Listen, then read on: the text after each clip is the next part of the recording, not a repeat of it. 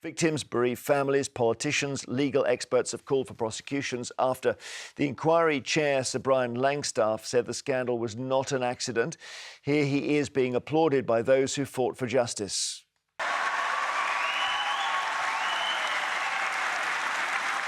This disaster was not an accident.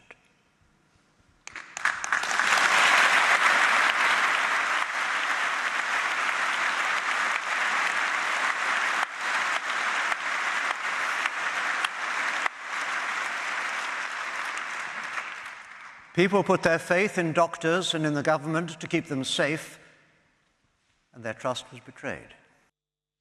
The inquiry did not have the power to recommend prosecutions, and there are concerns that the delay means doctors, health bosses, politicians can't be held to account.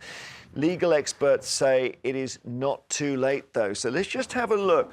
I'm going to take you back, if I can, to this man here from the 40s and 50s. This is Harry S. Truman. So he's a former president of the USA between 1939 and, 45 and 53. And he had this sign on his desk, "The buck stops here."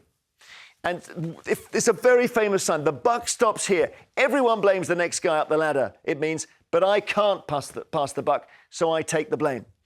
Now, in this case, we're trying to work out where the buck does stop. Who takes the blame? And it's really hard after the infected blood inquiry to work out whose desk this all lands at. So the Mirror, for example, just to take an example, a very strong editorial saying, OK, they've done their apologies, Sunak and Starmer. Now they need to throw the full force of the state behind finding the guilty people. They talk about what's happened. And then right at the end, those who ruined lives, condemned people to early graves, inflicted misery on families and tried to cover their tracks should be in the dock to answer serious charges.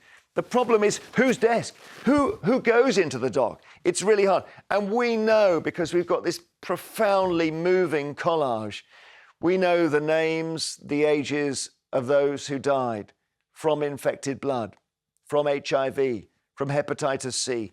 We know who they are. It's much harder to work out who are the people who killed them. I'll give you some examples, though, of names that have come into the frame. Professor Arthur Bloom, who was very, very influential, played down the risks of AIDS from imported drugs. He said clinics could keep using them. God only knows why he thought he could say that. He was accused of misleading statements, and the report said if he'd been faithful to the facts, a lot of things would have happened differently. He died, by the way, 32 years ago. Again, his colleague, Dr. Charles Rizza, who's not around anymore, issued advice treatment should continue. The inquiry said he was complacent.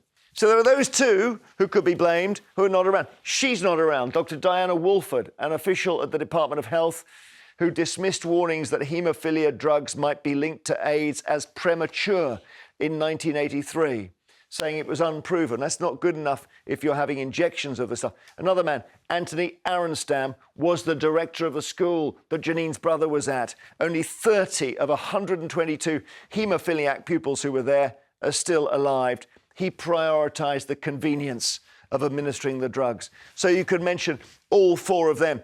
There's one person who is alive, and he's in the House of Lords now, very famous politician, Kenneth Clarke, now Lord Clarke of Nottingham, who was accused of taking a rather arrogant attitude when he was questioned, right? He's quite an ebullient character, Kenneth Clarke. And he stuck to a line that there was no conclusive proof of AIDS being transmitted by haemophilia drugs. And the inquiry said, OK, that was technically correct, saying that you can't always get conclusive proof. If you're injecting it and people are falling ill, that does suggest something was going wrong. It accused him of adopting a combative style. He's still around. Let's talk about maybe he should be taken out the House of Lords. It's difficult just to focus on him, though, Gina, isn't it? It's really hard because it's so much time that's gone by. And other countries have brought their prosecutions in the 90s. And in France, their equivalent to the head of the blood services went to prison for 4 years. 2 ministers were prosecuted. But our laws here, I mean, you could go under the 2007 Manslaughter Act, but the problem is that doesn't actually, you can't go retrospectively to a time when there was Crown immunity, which is when all of this happened. So it's really hard. People who I think should be in the dock are dead. I think others, I think the school, there has to be some inquiry, a legal inquiry into the school and how that happened there, because they were experimenting on children. Yeah. But I don't, one of the things that really sits uncomfortable with me is that these families and victims have gone through so much, and they would have to bring the prosecutions to go through all of this trauma again. I know some of them are calling for it now, but the other thing is, you know, the lawyers who are going to make a lot of money out of this also worry me. That, you know, that we have to look at the black and white letter of the law, and I'm not sure that we can satisfy there is enough evidence existing now to know. So I know the victims have gone through a lot, and the villains want to be caught, but I'm not sure that that's the right approach right now. One thing Andy Burnham, the Mayor of Manchester, said was that maybe you could do a corporate manslaughter charge against the Department of Health. The problem, James, as Gina said, that corporate manslaughter was only a thing in the 90s. But so it wasn't a crime when the crime happened. Yes. You see, this is my problem with all of this, is that because, as Gina says, this has taken so long, and we now have a potential legal feeding frenzy, which is so unedifying and doesn't actually deal with and provide what I would hope the victims of all of this, which would really like to see, which is a lot of the people, as you say, are no longer with us who perpetrated this and who were right at the top and making the fundamental decisions causing the problems. The issue I think that we've got is we've got institutions that we refuse to criticise and reform. We've got a civil service who is faceless and very often unaccountable for their actions. And then we've got government, and we've got governments of all flavours who are putting forward certain kinds of policies that will see more and not less state activity, and more and not less, I suppose, impact upon our lives, and less accountability for the things that they do. So I would like to see changes in the way that we are able to bring these things, and also speed. And there is something also, I'm really sorry to say this, but there's something rather unedifying about how that was presented yesterday with an audience, you know, in a very polished performance, and clapping and cheering and whooping. No, I think it's important for the survivors of it all to see the guy and to appreciate. I'm sorry. You don't like that? It's not a show.